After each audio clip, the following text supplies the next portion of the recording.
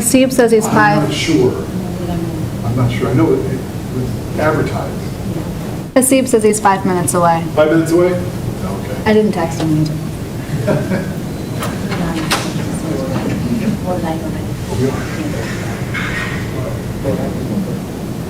Oh, we're live.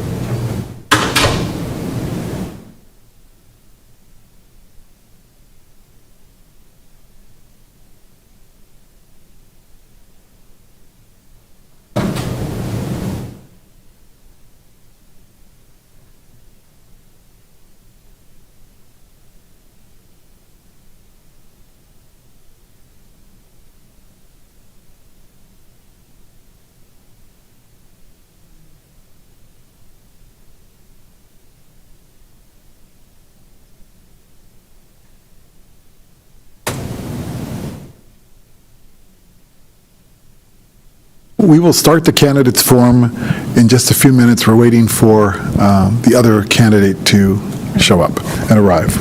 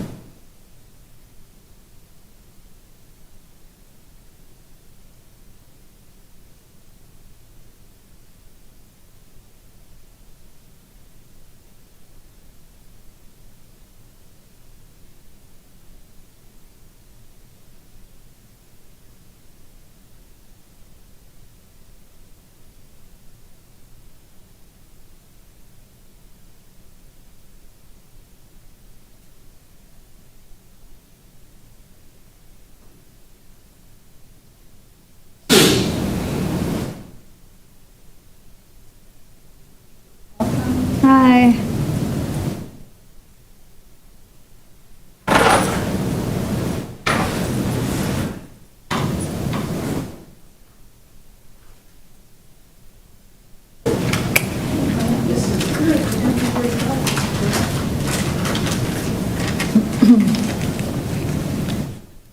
Is this the first time in the new building? Yes, Isn't it nice? and a new parking lot, Yeah. and coming in this entrance, yeah.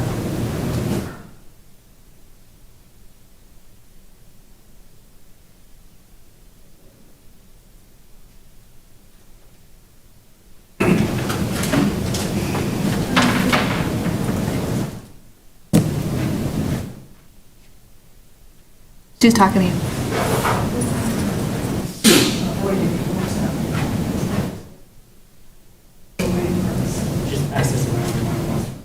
That's good. Text him. No, but he said he's on his way. He says he's on his way.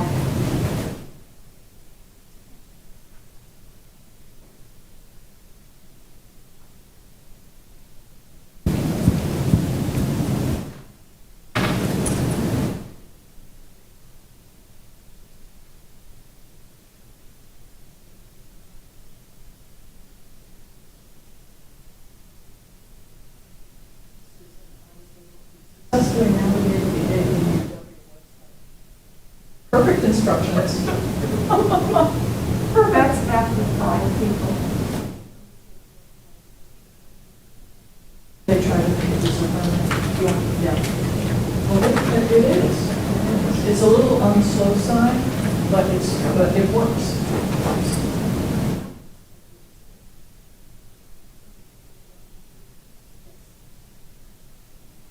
Presumably, presumably, the applicant will also be sent, or some type of notification would be sent to you or to whoever is designated within the city. Okay, maybe not. Okay. Well, yes, I would hope, hope. yes. Yeah, okay, that's great.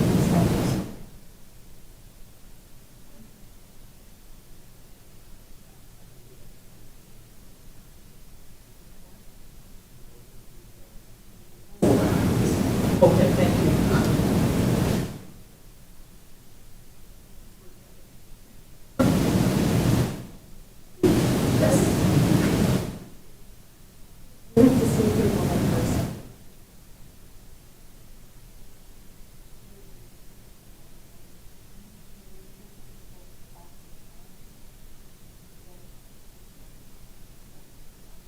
When I see people that I pretty much only see once a year.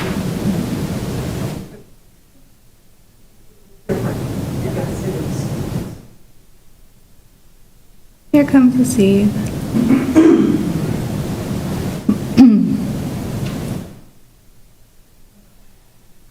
Hey, guys.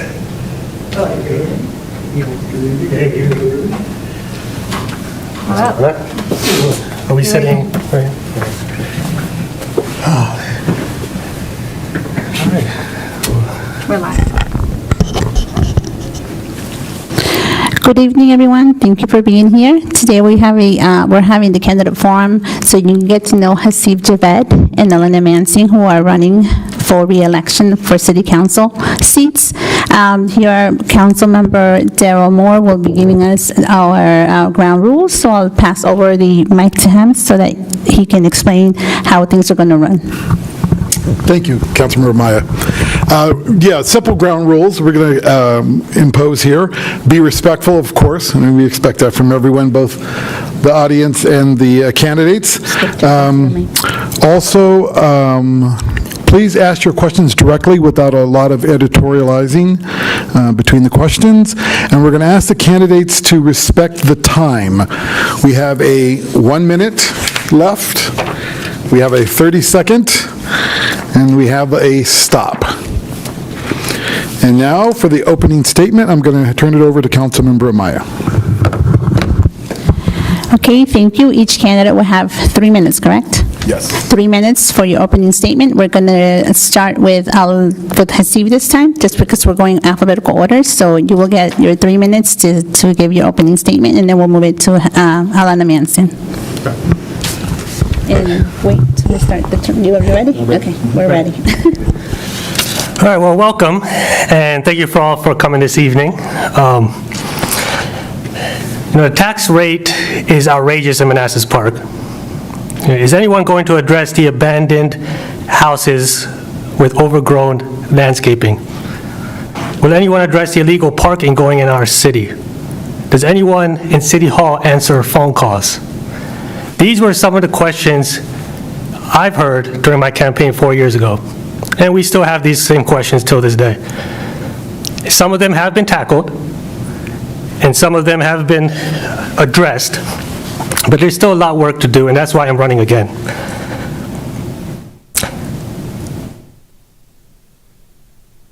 Looking at these challenges the city faced gave me an opportunity for me to give a fresh perspective to these new ideas.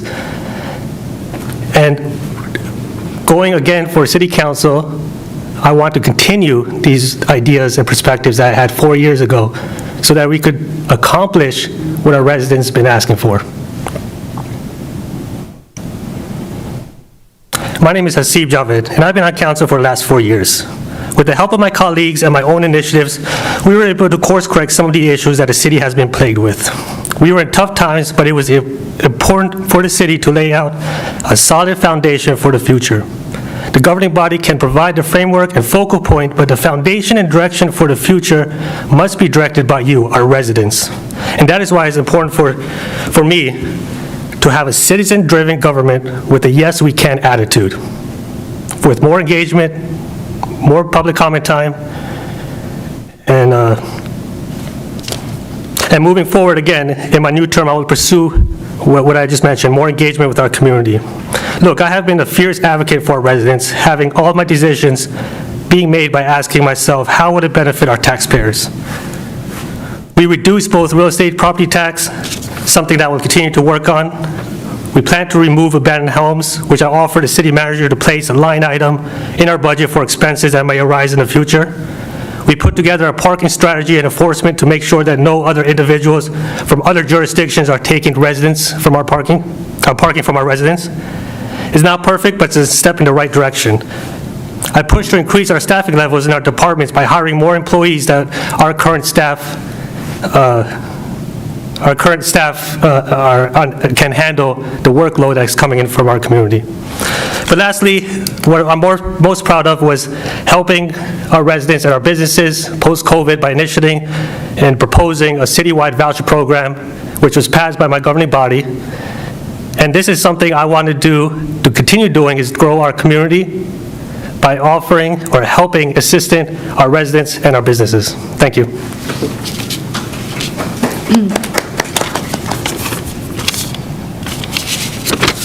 Yes, next is Councilmember Mensing. All right. Good afternoon, everyone. My name is Alana Mensing, and I am the Vice Mayor of Manassas Park, currently completing my first term here on City Council. It has been a pleasure to serve over the past 4 years, and we've done a lot. Some of my proudest accomplishments are acquiring Blooms Park and turning it into a recreation spot for everyone to enjoy, and we've also laid the groundwork for a parking change. However, my proudest accomplishment over the past 4 years was being able to reduce our real estate tax rate by 11 cents. We were able to accomplish this as a team through our new downtown development. My goal for my next term is to continue to reduce our tax burden on our residents through smart economic development. I look forward to serving with my colleagues and continuing to help our community thrive. Thank you. So we're going to start with questions from the audience. And so if you have a question, you could get the microphone that we have here and pose your question, and each candidate will be given 2 minutes to respond to the question, and we're going to have them alternate. Does anyone have a question that they'd like to ask? If not, we have some questions. Okay, then we will start with our questions. I'll do the first one if you want. Okay. First question, what is your vision for the downtown? And this time we're going to start with Councilmember Mensing. 2 minutes. Thank you. So what is my vision for the downtown? My vision for the downtown is family-friendly. That would be number one, family-focused. Somewhere that we can come as a community, we can spend an afternoon, we can spend an evening. I think the library has been a fantastic addition to our downtown, or start, along with the coffee shop, which is expected to open early next year. I think these are great places for people to come and sit and spend several hours and enjoy a day. I would like to see some sort of entertainment across the way, and I think that having the plaza open will be fantastic for warm days. Have a lot of people outside enjoying each other's company, enjoying the community. I would also envision some sort of like live entertainment at night, festivals, some sort of draw once a month or more that would bring everyone together to celebrate, whether it just be a First Friday or a holiday. Thank you. Thank you.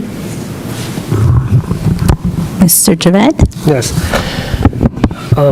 Yeah, get it filled and developed. I think that's one of our priorities. We have a vacant commercial front across the street, and that needs to be addressed before we could address anything else, which we have plans in the work to do so.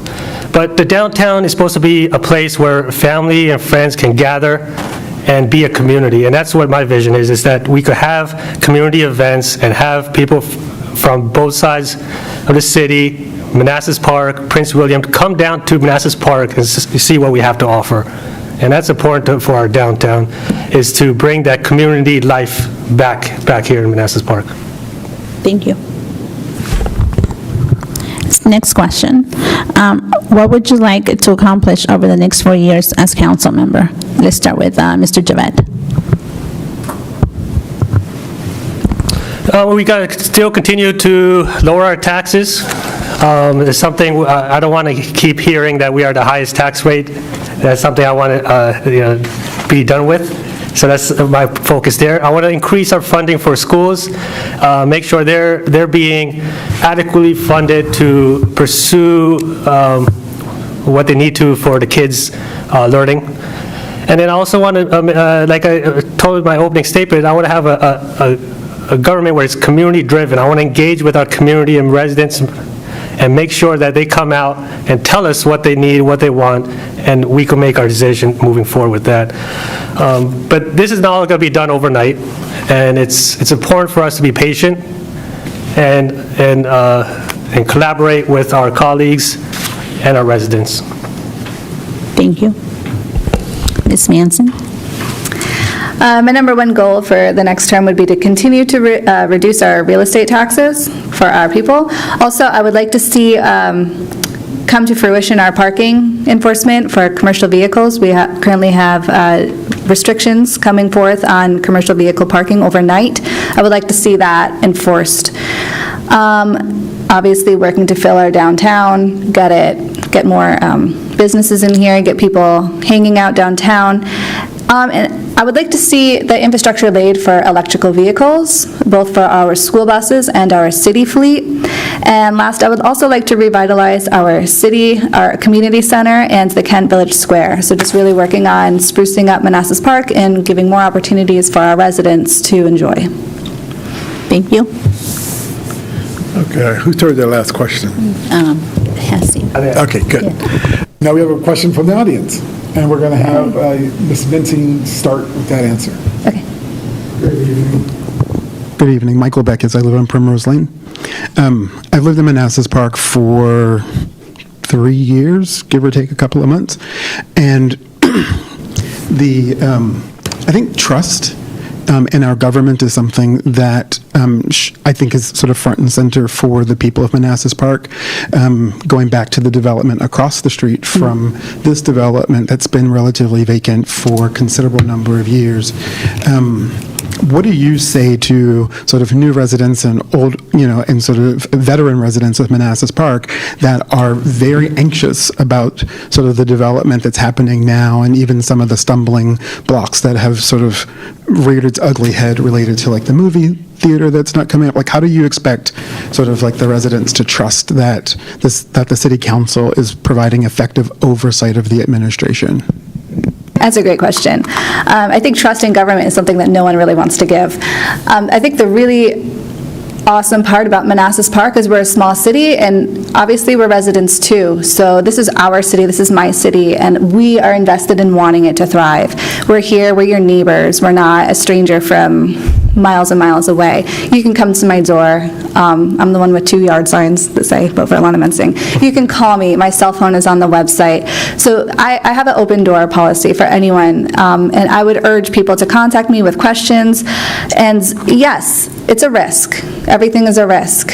Building the downtown was a risk, and we calculated that risk, though. We weighed the pros and cons. We looked at a lot of different options, and we really felt that we needed to reduce the real estate tax rate, and this was going to be the way to do it. We also want to have people stay here. I have to leave to go grocery shopping. I have to leave to go to the pharmacy. I have to leave to go anywhere, and I don't want to leave Manassas Park. I want to do it here. So we have an investment in that, and that's what we're working towards. And yes, it is a risk, and we might have a stumbling block, but we're working to overcome it. And you will see great things happening here soon, I promise you. We already have a library, and we have a coffee shop and a Mexican restaurant, and that's more than we ever could have imagined when I moved here 12 years ago. So we're working on it, we're here for you, and call me.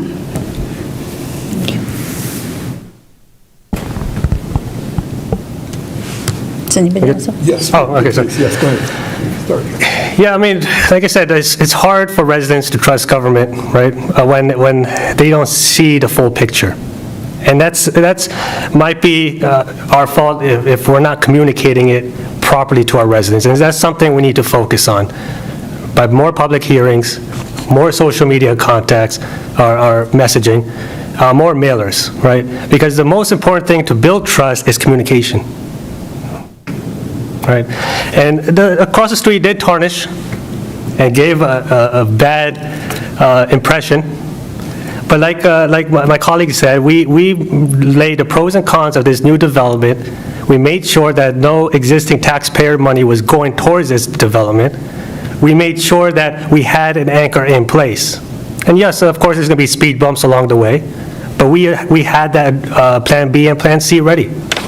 We have them in the works right now as we speak, you know? So we knew that there will be risks involved, but we cannot accomplish what we need to by just sitting idly in our chairs. So we had to make an effort to do something, especially for our tax base. Thank you. Thank you. Thank you for the question. Our next question, I believe, Councilmember Hasib, you answered this question. Over the last 4 years, what do you consider to be your greatest accomplishments? Sure, yeah, I'm very proud of the citywide voucher program, and I don't know if you guys participated in there, but it gave an opportunity for our restaurants to kind of stay alive during post-pandemic, and also to get our local economy boosted, help our residents that were struggling from paycheck to paycheck to maybe get a dinner on the table. So it was one of my greatest accomplishments was this voucher program, which almost took a year to come to fruition, but it finally did, which was very exciting. And then also, like I said in my opening statement, we get a lot of people saying that there's no follow-up. And I think we just passed this budget, a customer service representative right here in the City Hall to help with calls and overload, to direct residents in the right direction, to answer phone calls, and to get back with them. So I was proud of that as well, to have a customer service representative passed as well in the budget. Other than that, the tax rate as well was a collective effort. I can't take credit for that, but that's a collective effort that the governing body chose as a priority, and it was the #1 priority for me 4 years ago and still is till this day. And we will continue to work on that as well. Thank you. Thank you. Councilmember Minzing? A few come to mind. First being the tax rate. It still is the highest, and that's unacceptable, but it's so much lower than it was. So that is a great accomplishment. Blooms Park. I know it sounds simple, but if you go over there on a nice day, there are many people enjoying the outdoors, and that's a really cool facility to have within our city. It's not quite finished yet, but our reform for parking, commercial vehicle parking overnight, nothing goes fast in government, but it's coming, and we've already laid the groundwork, and that's been a great accomplishment. My favorite one, though, is the downtown. We have a library, and it's a pretty cool library, and it's our own. And any day of the week, you can come in here and see kids playing and adults studying, and it's a excellent facility, and just the facilities here in this new City Hall. I remember when I moved here and I walked into our original City Hall, and I was like, is this the right building? Where am I going? This is amazing. We have space. We needed space. We have space to vote. We have space to pay our bills, and that's just a huge step up, and it's a very proud accomplishment. I'm very proud of this new City Hall. Thank you. Any more questions from the audience? My favorite thing to do. That's good.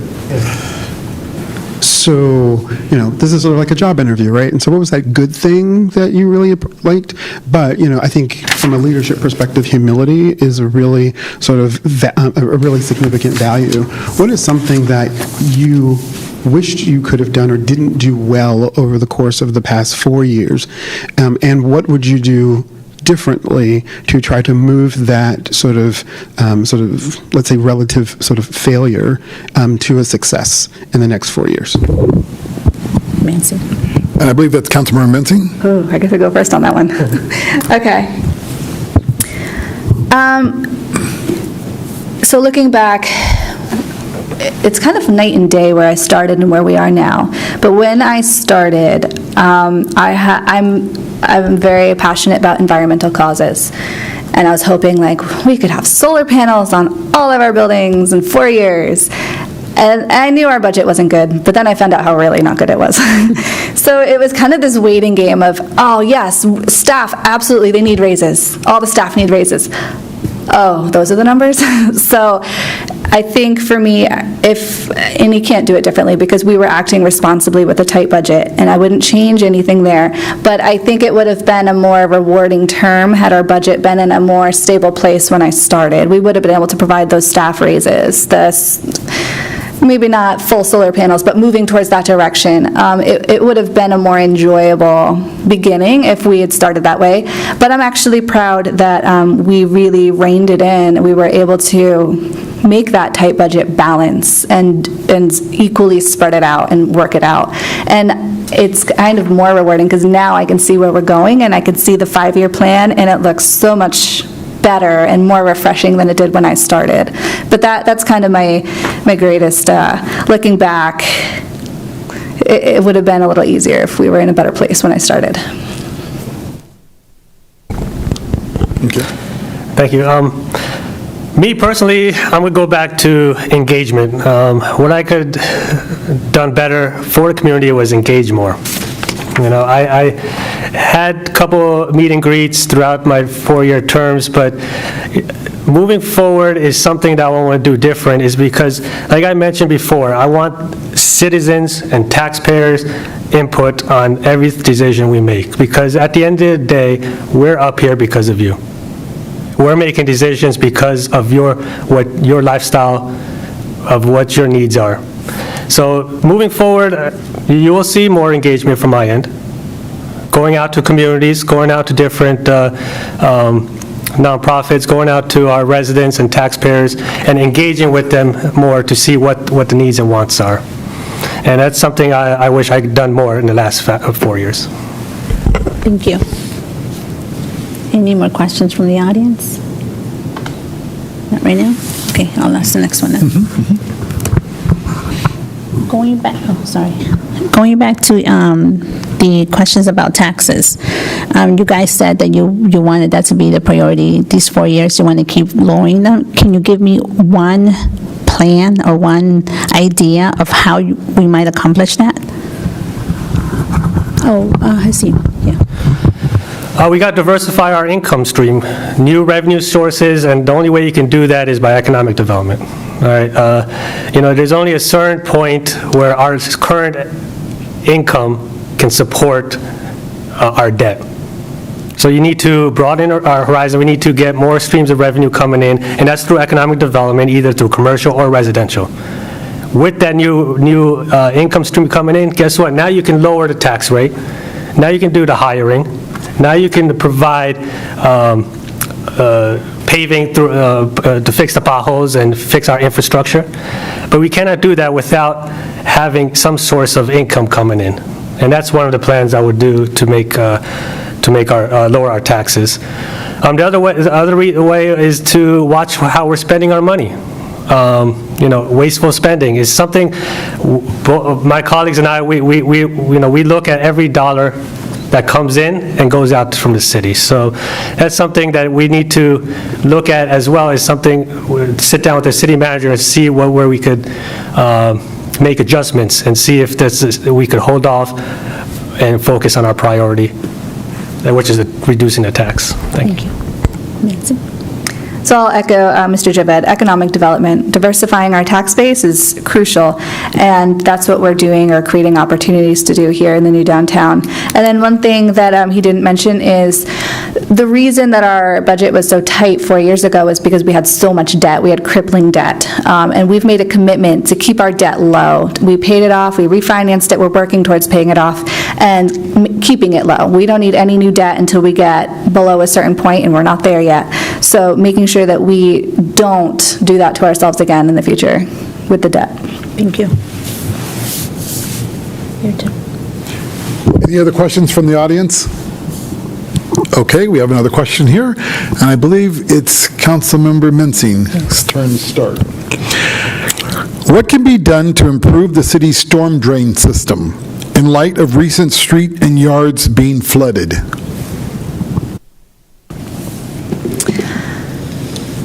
Cool, our storm drain system. Okay, so it just wasn't built to sustain this many people. We've spoken to the city staff about this. I think the thing to do going forward that we've decided is to just increase it. Like, it physically has to be bigger to maintain this many households and this many people living here. So going forward, making sure that the system, any repairs that we make to it or any maintenance that is done is also increasing capacity as we go.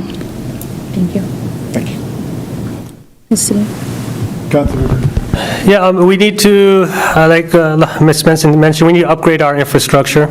It was built a very long time ago, and it was not built for the amount of houses and businesses that we have currently today. So that's something we're doing in the works for. And, doing periodically inspections, make sure that our drainage is not being stopped or blocked, and make sure that we are actively and proactively addressing issues that do come up. Yeah, we need larger drainage systems, larger pipes, larger everything, just so that we could hold the capacity of modern day now. Thank you. Thank you.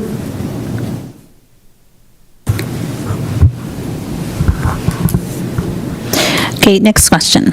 I think we touched upon communicating with residents, and we know it can be difficult, so what ideas do you have so we can increase city engagement?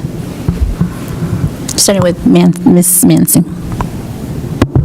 I went first last time. Oh, I'm sorry, Hasib then.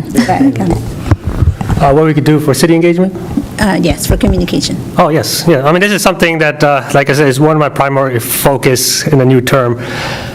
More public hearings, more mailers going out, more social media, and having a plan for governing body to actually go out to communities as a meet and greet, and to kind of just sit down and talk it out. One of my ideas I wanted to do was have a business summit, you want to say, inviting all the business owners to come in and talk about their issues that they have with the city or opportunities. Then that goes to maybe having all our city staff coming in, saying what their opportunities are. Our residents, our taxpayers coming in, talking to them, see what their opportunities are. I mean, the only way we could find out is through talking and communicating, rather that be through face-to-face, virtual, mailers. We just need to do more of that. Thank you. I think one of the things about being in this new room is that we have the ability to stream to YouTube. It's easier than ever for residents to watch our meetings. You can watch them while they're happening. You can type to us. We respond to comments. Or you can watch them later at your own convenience. You can even speed it up so that it's not so long. I think having it on YouTube is wonderful. We're also engaging more with social media as a city, so people are able to stay engaged that way. Personally, I knock doors. 4 years ago, I knocked the city 3 times. This year, I've knocked it 1.5. Having a 7-year-old actually makes it harder. I thought it'd make it easier. But knocking doors. And not only do I knock doors on election years, but I've knocked doors on every single off year, including 2020, where I just left something on your door. So I'm coming to you. I've been coming to you for 4 years, and I will continue coming to you. It doesn't get any easier than that. And if I miss you, you've got my phone number on my card. Also, being involved in the community.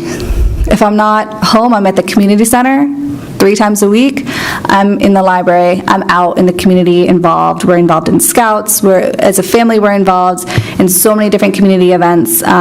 So I'm here. I'm available. It makes it a little bit easier if I can come to you, and I do try to do that and make that my priority. Thank you. Okay, any questions? Okay, great. Donald?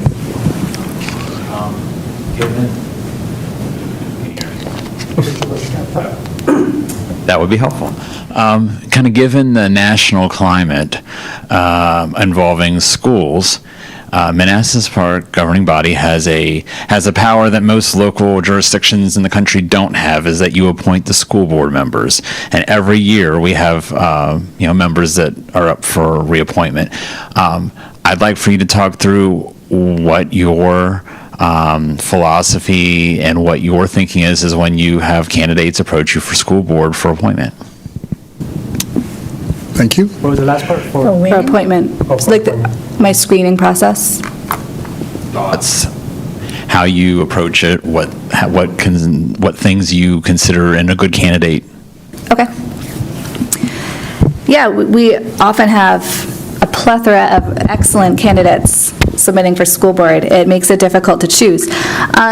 Things that I look for, and honestly, I don't make my decision until we've met them and they've been in. What you see on paper isn't always what you get in person, and I really like to see people who are knowledgeable about our school system. We're kind of unique. We're a city, we're not the county. We have one school, that's it. You know, what you see is what you get. But that's also really good. I like to see that they know that we're small and we're community-focused. I like to see that they know the dynamics of our city as an entirety. We're a very diverse city, so just going beyond your own neighborhood, I like to see that they are cognizant of the fact that we have people coming from all parts of the world and at all different levels of interest or needs from our education system. Education is changing. It never should have been this way, but it was a driver to go to college, and it shouldn't be that way. And I really love the changes that are happening in our school system.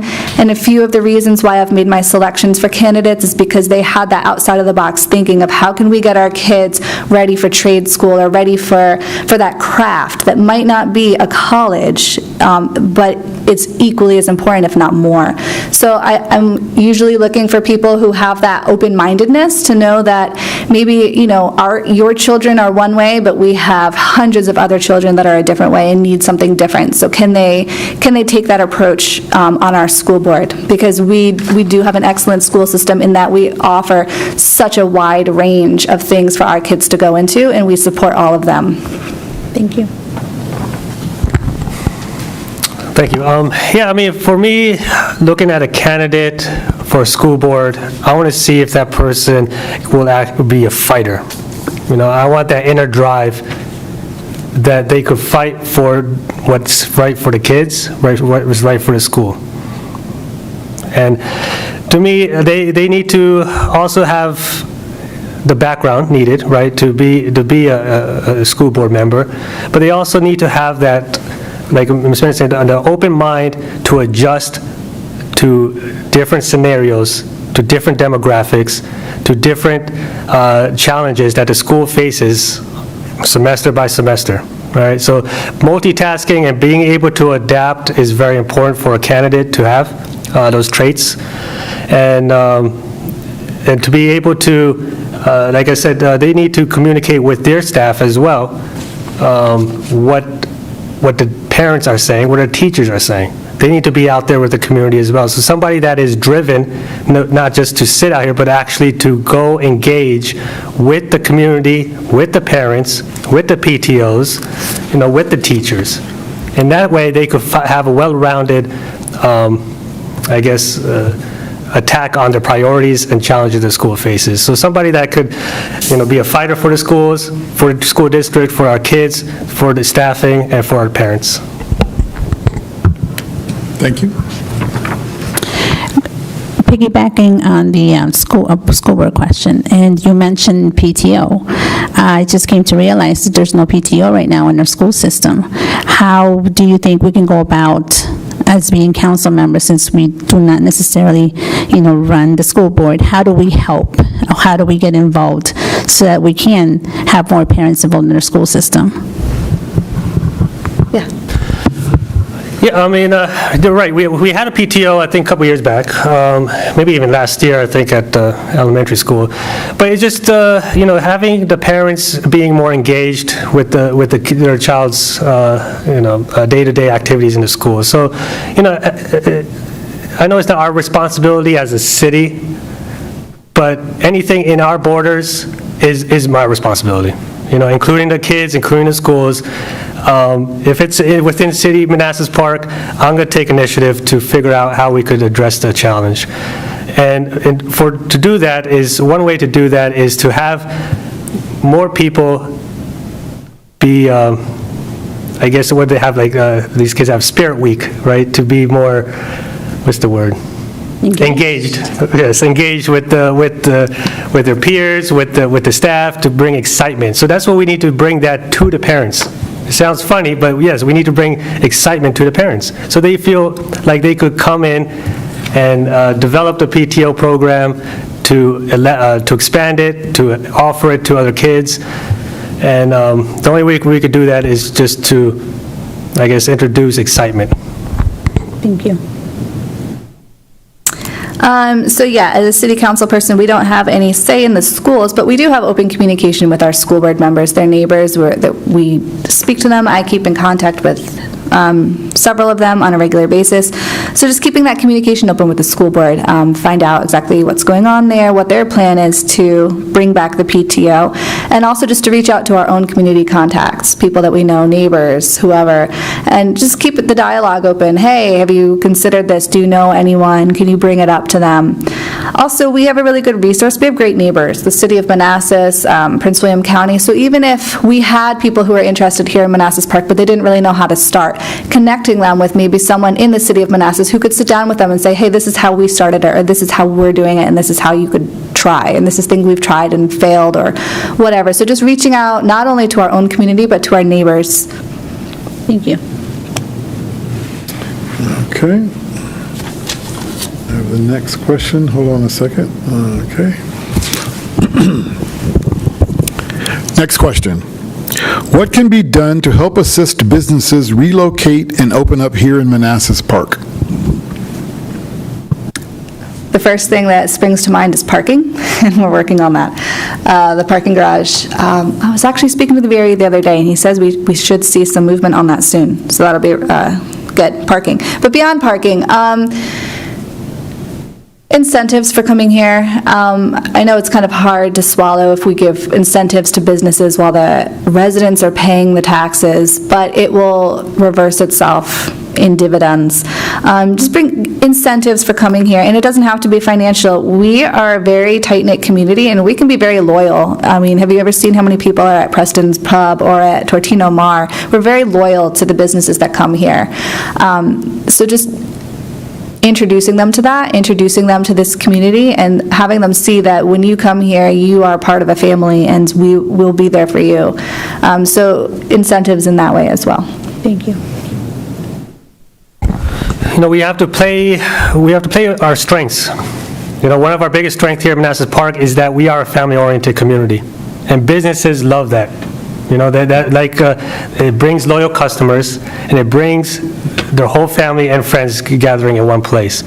And that's something we need to pitch to these businesses, say that, hey, look, we are a community 30 minutes away from DC, away from the hustle and bustle, right? We have a tight-knit family community where people are working, having fun, walking, riding their bikes. This is a family-knit community, and your business will thrive here.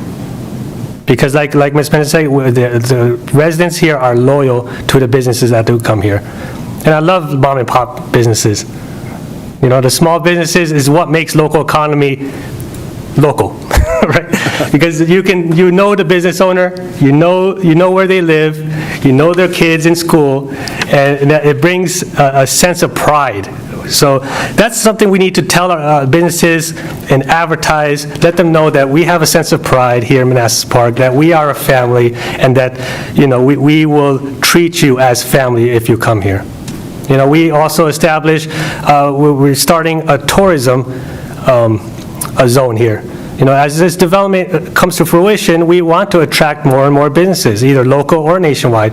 But the only way to do that is, we need to offer some type of incentive, but also to show them that, hey, this is the downtown where the families will come and enjoy their time with each other, but also enjoy time with their establishment. Any questions from the audience?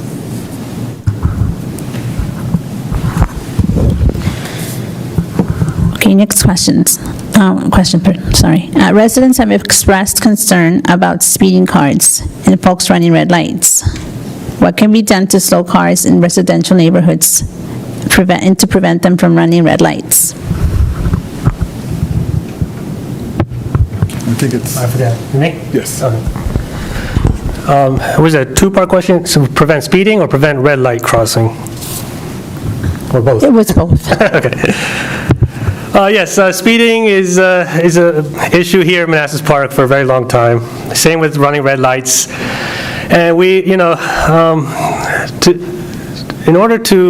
for us to, well, I'm going to say it simple. We just need to start enforcing our laws that we already have, right? We enacted an additional $200 fine in some residential zones recently, but we just have to have our officers just go out there and just start enforcing. And that's the one way people will get the message is from enforcement. So that's the one way we do it. I mean, we install these cameras also to alleviate the burden on our short-staffed police department that we have in the intersection on 28 and on Euclid as well, the speed cameras. But other than that, we just need to have our officers just out there and maybe have a message, to our drivers, say, hey, look, these are our kids crossing the road. These are our residents walking their dogs. You need to be more mindful of your speed. You need to be mindful of where you're going and how fast you're going. Yeah, thank you. Thank you. The cameras have been instrumental in helping, and I'm going to respectfully disagree. We did not install them to reduce the burden on our police department because they are still doing an excellent job enforcing the city with the short staff that they have. We installed them to keep people safe. We installed them because we have people going way too fast in a school zone where we have teenagers crossing the street trying to get to school. We have people running a red light. These are unacceptable offenses. And it's not for the fine. We didn't install them for the fine or for the money. We installed them so that people will get the ticket and will hopefully get the message that we need to keep our people safe, and please don't do it again. Hopefully getting a ticket will help them learn that their mistake and keep their speed in mind when they're driving past the high school and when they're pulling out onto 28. It's a dangerous intersection for pedestrians. There was a fatality in a neighboring jurisdiction very close to here. And these are our kids. They're trying to get to school. Even the elementary schools, you should not be speeding. So I think the speed cameras was the #1 thing that I am proud of over the past 4 years, and I hope that we continue to keep them and keep enforcement up. Thank you. Do we have any other questions from the audience, or do we have any questions? Okay, if not, we'll ask our On the next one. microphone, Donald?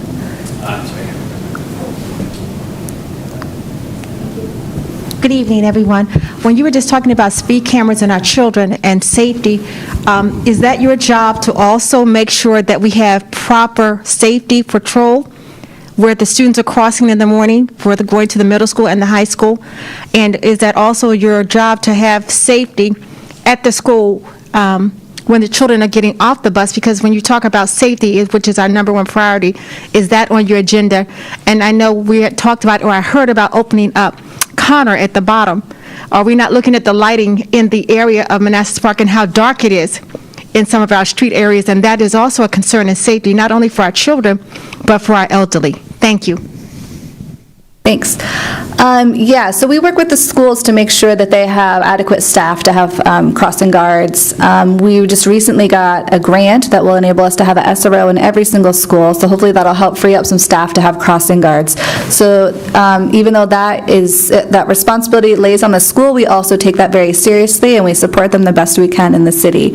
As for lighting, we did just have a street study done of Manassas Drive corridor, and there were several intersections identified that don't have proper lighting, and that is a plan coming forward to us to get the proper lighting for those intersections. And as for Connor, if that, or when that does open, it will be a right out only, so hopefully that is helpful. You won't have cars trying to turn left onto Route 28, which I think is a terrible idea no matter where you are, honestly.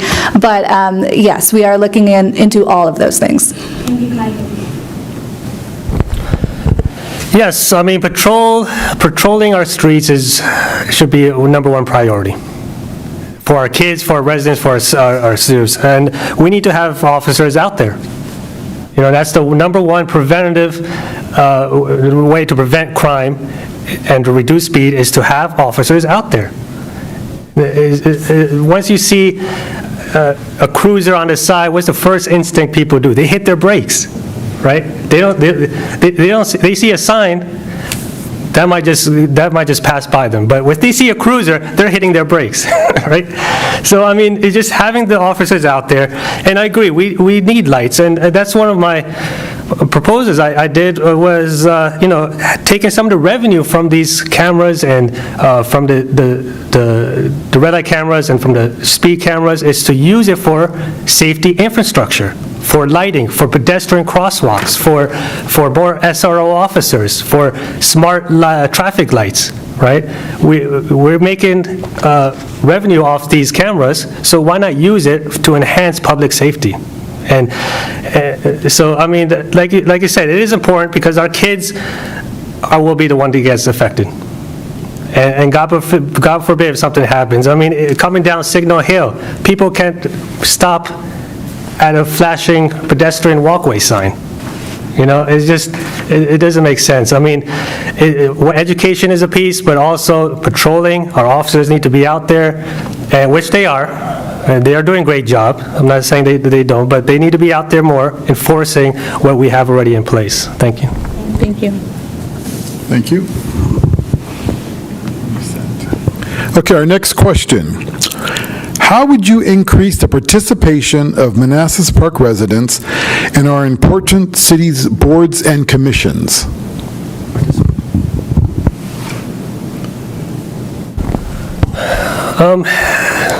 Increase our participation in our boards commission. Yeah, I mean, we need to engage with our community, let them know that these positions and these are being offered in our city. Some people don't know that there's a commissioner or planning commission or EDA, Economic Development Board. It's the education piece, and that's what we need to address with our residents, either through mailers or through social media, is to say, hey, look, we have this opening, we have this opportunity, we need your input. And the only way to make Manassas Park strong is that we have local residents coming in and participating. And that's the only way we could move forward, is listening to what their needs and wants are through these commissions and boards. So I think to increase participation, we just need to send education pieces throughout the city and let them know that these are opportunities available. Thank you. Thank you. So this is funny, I was just actually speaking to someone about this a little while ago.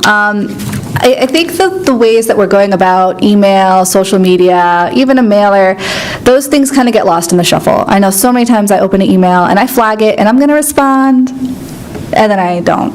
And it's gone, and 50,000 other things come up. Or that mailer sits, it's on top of my pile, I'll get to it, but then 10 other things get on top of that pile. And I actually had an idea, and maybe this is going back to Mr. Beckett's question of what I wish I had done 4 years ago. I had this idea 4 years ago and I didn't act on it. And I'm not going to fully blame COVID. I would love to have a yearly seminar, getting the community to come, and we teach them about our government. We teach them about how Manassas Park works. And this could be hopefully in person, but it could also be recorded for people to watch later, where anyone can come. It could be at the community center, anywhere, just a laid back coffee. This is how your city works. This is how the government works. Here's your staff, here are the departments, here's how all that goes. Here are all the committees we have, here are all the commissions. A lot of people might know that we have these, but they don't know that it's one meeting a month. It's not going to be that much drain on your time. Some will be. Others won't. Some don't know how to even get started, how to apply, or me 6 years ago, no, I'm not qualified, I couldn't possibly do that. Yes, you can. You can. You just need to know how. So I would really like to have a yearly thing. They do this in the city of Manassas. My plan was, after the holidays, to reach out to them and see how they do it and to mirror that here. I would love to have that type of get to know your government, get to know your leadership seminar. Thank you. Thank you. Is that both? That was both, yeah. You answered it? Yes. Yeah. You did? Okay. Went first, that one. Okay, next question. What are your plans or thoughts about bringing a full-service grocery store to Manassas Park? A grocery store? Grocery store. Yes, please. That's my plan. No, yes, we need one. I think, market study has shown that we are not going to have the next Whole Foods, but we could have a smaller grocer here. And I think that we need to keep in mind that it should be more of a diverse grocer here. And I would love to have more than one, maybe one here in the downtown and then one over in Kent Village Square. But yeah, absolutely. One of my biggest pet peeves is actually having to drive so far to get groceries. We should have something here. Yeah, I would totally be on board for exploring that and helping that come through. Thank you. Yeah, I mean, having a grocery store would be nice over here, but, coming from a business background, it just, I'm going to be honest, it just doesn't make sense for a lot of business owners. They're competing with Walmart, Target, Food Line, Harris Teeter, Costco, right? So would it make sense to bring a grocery store here with all the competition around? But what you can do is bring a small mom-and-pop grocery store here, right? Not a nationwide big grocery store, but a small mom-and-pop where they sell vegetables and fruits, like a farmer's market type of thing. And that will thrive here, that will succeed here, because it's local, it's sourced locally, and it's something that's not going to be competing with other competitors. Because I think City of Manassas is the only one that does a farmer's market, but they do have stalls. But if you actually have a standalone building with locally sourced items from a local farm, I will go far from here. And that's the only way you can have a successful grocery here. Now, to attract them here, that's a big question mark. How would we attract them here? By showing them our downtown, showing them that, again, this is a family-oriented place, a small local community, and we want everything to be local. Thank you. Since you touched upon about on the farmers market, would you think it would be what is your thought, or what are your thoughts in regards to bringing a farmers market here to Manassas Park? This is a great idea. I mean, like I said, anything to bring the community together in one place and to show our family-oriented Manassas Park. Yeah, great idea. I mean, I would even love to pilot that program with some of the residents or business owners, and every Sunday or weekend or every other weekend, we host a family, a family day with a family market, and I think that would be a great opportunity. Thank you. I love farmers markets. We had one here years ago. It was not successful. The city of Manassas is very close, and they have a fantastic farmers market. You have to give it to them. They're just established. They've been doing it a long time. So yes, I would love to have one here, but I do not want to be competing with them. It would have to bring its own unique perspective. We would have to have something different about it and a different day. So as Mr. Javed said, Sundays, to not compete with the Saturdays, and we would have to have some different draw. So we would really have to be creative there. Do we have a more focused on maybe a different performance or a family activity while you're shopping, or we would just really have to get crafty, because we have some fierce competition very close by that I don't want to have as competition, more of a collaboration. But yes, I think a farmer's market would do well here if we could do that. Thank you. Any other questions from the audience? Okay, moving forward. In your estimation, and we're thinking of a SWOT analysis, we've all heard of a SWOT analysis, what are the strengths of the city and what areas need improvements? Strengths and weaknesses. Of our city. Of our city. Okay. Our greatest strength is that we're a small community. We are a small city in a big city area. You get that family feel that you're in a community, that you know your neighbors, that you know your government, that we're small. We have fantastic events and services for our residents. I think Parks and Recreation does a fantastic job. We have so many family-friendly events going on all the time. That's another example of how we're not competing with the City of Manassas. Our light parade for the holidays is awesome, and it doesn't compete with that huge mega parade that they have in Old Town every year. Our emergency services are unmatched. It's fantastic to have that intimacy with your emergency services here in the city. Our weakness is kind of the same thing. We're small. We don't have a lot of land to develop. Where are we going to put the Whole Foods that we're not going to get? We can't get a Walmart. So we really have to work with what we have. We're small, so let's make the best use of our land. And I think we've done a good job analyzing the parcels that we have, the space that we have, especially for this downtown, and how to best target businesses that will do well here and bring us the income to reduce the tax burden, because that's our weakness, is that we're too dependent on our residents. So just with careful planning and moving forward in the small space that we do have left, we can overcome that. Thank you. Yeah, I mean, our strength is our people, our residents, you guys, the taxpayers, our staff that work here in Manassas Park. That's the city's strength. And the weakness is our debt that we accrued years ago. We can't do anything because of our debt, right? So when we're looking at economic development, when we're looking at hiring, we need to do an analysis of the pros and cons, and we need to see how the money will benefit, and if it does or if it does not. And like in everybody's mind is the tax burden on our residents is too much, and we hear it day in, day out. And in order to do that is, to get new streams of revenue coming into the city. And in order to do that is through economic development, whether it be commercial, residential, but in a smart way, in a strategic way. You can't just jump and say, hey, this is the parcel, we want to develop it. Does it make sense to develop that? Hey, we want to bring this business in. Does it make sense to bring that business here? So, I mean, through analysis, through, the laying out what was beneficial, what's not, is important for the governing body to work on and to decide if it's the right fit. But yeah, I mean, our weaknesses right now is the debt, and we need to tackle that. Thank you. Last question, right? Yes. Someone has a Question? Last question, I think. There's been a lot of talking about infrastructure, taxes, water, education. I'm really interested in what you understand or believe are some of the broader human services related challenges, social services related things, and how the city, or how you would plan to help address some of those challenges that are going on. Oh, you first.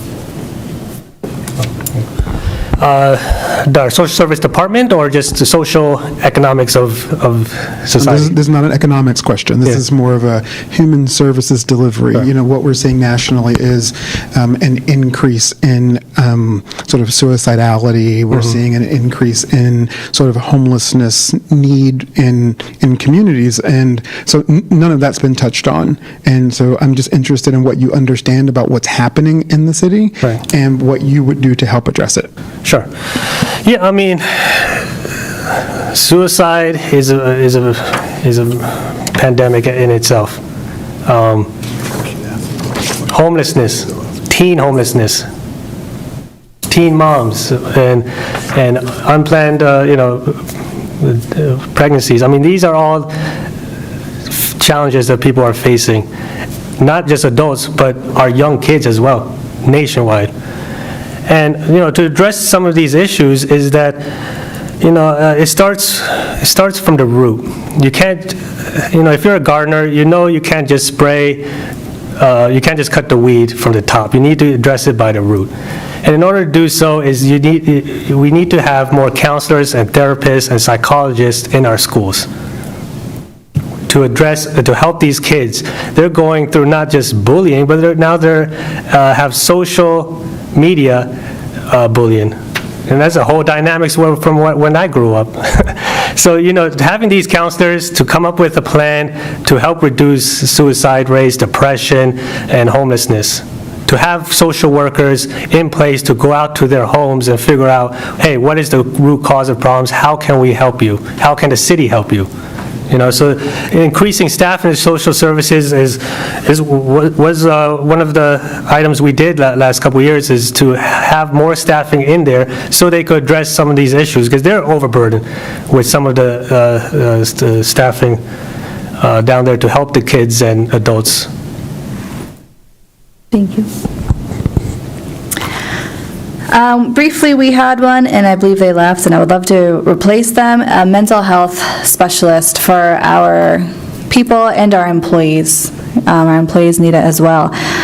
Because there are some big problems in this country, but we can really thrive on the fact that we're small and we can reach people. I think awareness and outreach, just for an example, addiction, showing people what it looks like, showing people, we need to get out there, more programming, showing people what's going on, what this looks like, how to identify it when it starts and not when it's a train wreck. These are things that people think won't touch them, suicide, addiction, homelessness, but it touches people, no one knows that it's coming. No one plans for that. So I think awareness and outreach, I think having that mental health specialist back would be a very good first step. Also, I know that our community center does a great job of programming. They have teen nights, they have hangouts for LGBTQ+, getting people together. Even if it's not a formal therapist, just getting like-minded people together in a room where they can make connections and friends with each other, and maybe even find out where they could go if it's a problem bigger than just confiding in their friends. But outreach to the parents, working with the schools, working with our social services department, and just really informing people that this could be you. People don't plan on this, but this ends up in your life, so knowing how to identify that. Thank you. Any other questions? Question. This will be our last question. Thank you so graciously. Again, piggybacking on what he said, we have a lot of homelessness that is never talked about, and I appreciate that you want to do outreach and community. Would you consider having a location here for our homeless population, those that are unsheltered? And how are you planning to really reach out? Because the heart of Manassas Park are the people, and the council has done an amazing job reaching out. But when you look at it from the standpoint of our senior citizens that don't have food, and our children don't have food, and we have people that are really homeless that they are so ashamed because when you go to get services, they embarrass them, and they don't come back, and then they die. And so is that what we really want to be established for? People not really feeling comfortable in the space that they're in. Because why? We're not treated as human beings. When, like you said, you don't think it's going to hit home. But when it hits home, where's the compassion? Where's the love? And how do we do that, serving that population here in Manassas Park? Thank you graciously. I think one really amazing resource we have here is our family market at our schools. I've had the opportunity to volunteer there and work it. Anyone can come. There's no questions asked. Every staff member that was there had smiles on their faces. It was very welcoming. You know, it was my first time experiencing something like that, and I was wondering about the shaming and the stigma. There didn't seem to be any, and none was passed out. So I think our schools do a fantastic job with their family market, and that's in conjunction with the food bank. The second thing that we do here is we have shelter at the community center. A public notice will go out if it's cold or if we're expecting bad weather. And whenever anyone has come, it's just been a welcome. You know, I think that's one thing about Manassas Park that's amazing, is that the people here have no judgment. We are from all walks of life, and we accept everyone here. As for services like a permanent shelter, I don't know that we have room for that here, but I do know that we can put you in the right direction. We can connect you in the right direction. And we do work with our food bank. We do work with our neighboring jurisdictions on that, and finding programs to help people get back on their feet and out of that hopefully temporary situation and back into a more stable environment. Yes, thank you for the question. I mean, it is a very big problem, homelessness, especially the kids. I see young kids out there in the corner, and I'm not joking. I see them coming to my car asking for change.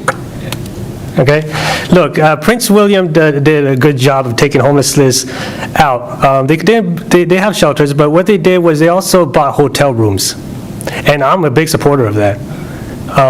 If we can't have the infrastructure or the means to have a whole shelter, we could provide hotel rooms to our homelessness for somewhere where they could sleep at night on a bed, can shower in the morning, and have a peace of mind that they have a roof on top of their head.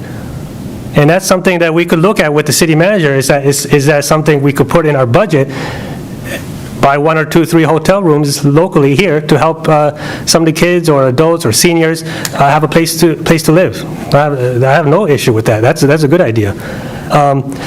I was pushing for, to increase budget for also our local food bank, so our family market can be strong and have more frequent family markets, so that people that don't have food can have a place to get food. And, partnering with nonprofit organizations, that's something that we need to focus on as well, is to how churches and mosques and synagogues and how other places of worship can help residents that are homeless, that need food, and how the city can help them either by donations or by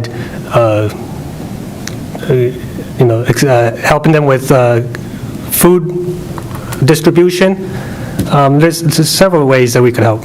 So, yes, thank you for that question. But yeah, I mean, we need to be more proactive and get these kids and adults help they need. Thank you. We've come to the portion of our meeting where we have our closing comments, and we're going to reverse order. So this time, Alana Mincing will start. You will have a 2-minute time period for your closing comments. Thank you. I want to start by saying thank you for everyone who came out.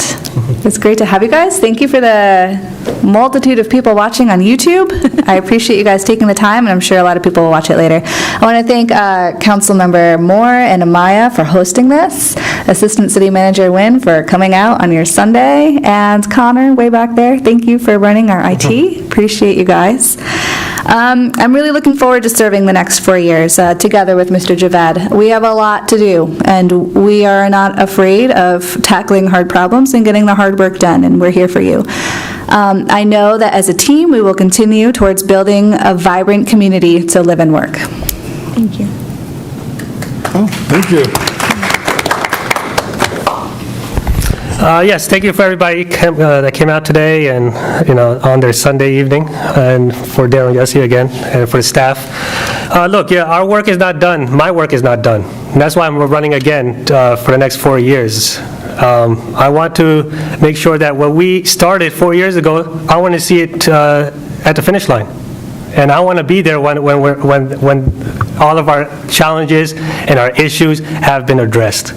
And for me, I'm going to have more community engagement and more priorities and initiatives from our residents. Because at the end of the day, like I mentioned earlier, is this new term of mine is going to be a citizen-driven, yes we can attitude from you guys. Thank you again for coming. Well, this does conclude our candidates forum. I want to thank our candidates for coming out this Sunday evening. I want to thank all of our guests here, as well as those who are listening on the YouTube channel. And thanks staff for coming out and making this possible. My colleague, Councilmember Amaya, I want to thank her for her help in organizing this candidates forum. I just want to remind people that early voting has started Monday through Friday here in the registrar office between 8:30 and 4:30. You can come down and vote. There will be 2 Saturdays coming up. October 29th, you can vote a Saturday from 9 to 5 in the registrar's office, or Saturday, November 5th from 9 to 5. You can come in and do some early voting. And we all know that the election day is Tuesday, November 8th. We all want everyone to come out and vote and support your candidates. Again, thank everybody for your time and for coming out. We greatly appreciate it. Thank you very much. Have a good evening.